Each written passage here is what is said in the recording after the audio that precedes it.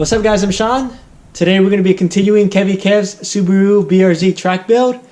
A few weeks ago we installed some Race Comp Engineering lowering springs and SPC camber bolt.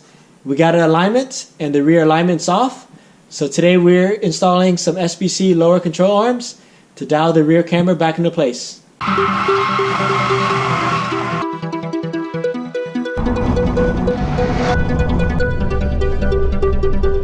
Here's the SPC lower control arms for the BRZ.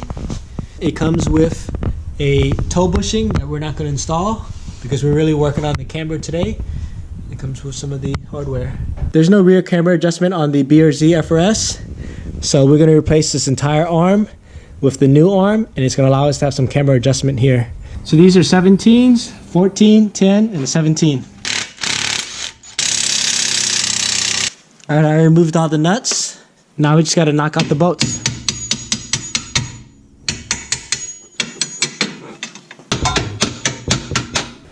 Now we just drop down the arm. Boom, that's it. So here's the factory control arm, factory bushing. There's no camber adjustment on that side.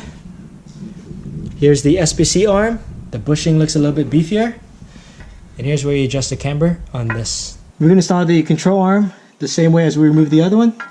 Alright, so we just installed the camber bolt that came with the kit.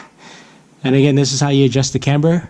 This whole hub assembly moves in or out for positive. So if it moves out, you're going to get negative camber because the bottom moves out, the top moves in. If you want positive camber, the bottom moves in, the top moves out. Loosely install the nuts. And we used another jack and make sure that the suspension is under load. Now we're going to tighten this camber bolt that came with the kit to 55 foot-pounds. I have a 19 on the back side and a 19 on the other side. 17 on both sides, 59 for the strut. Torque the sway bar, 28 foot-pounds.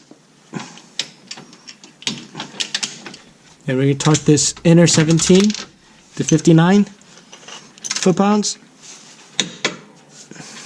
So we're just going to hand tighten this since it's just a leveler. And this arm is pretty much done. And we just got to go to the other side. Alright guys, everything done. We just finished installing the SPC control arm on Kevin's BRZ.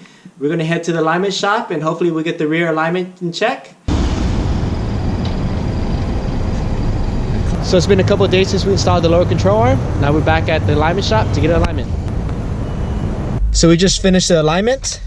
Here's the before alignment specs and here's the after. We can ignore the front because we didn't make any change to the front, but we can look at the rear. So the rear alignment, before it was negative 2.6 with no adjustment for the camber, and negative 1.8, no adjustment for the rear camber.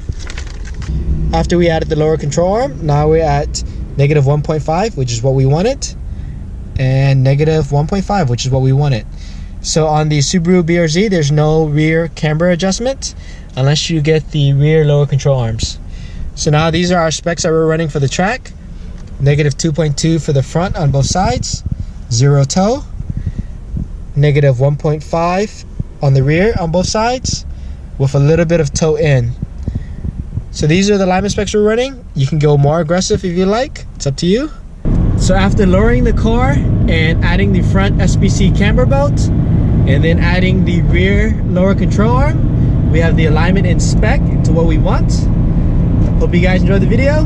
Thanks for watching.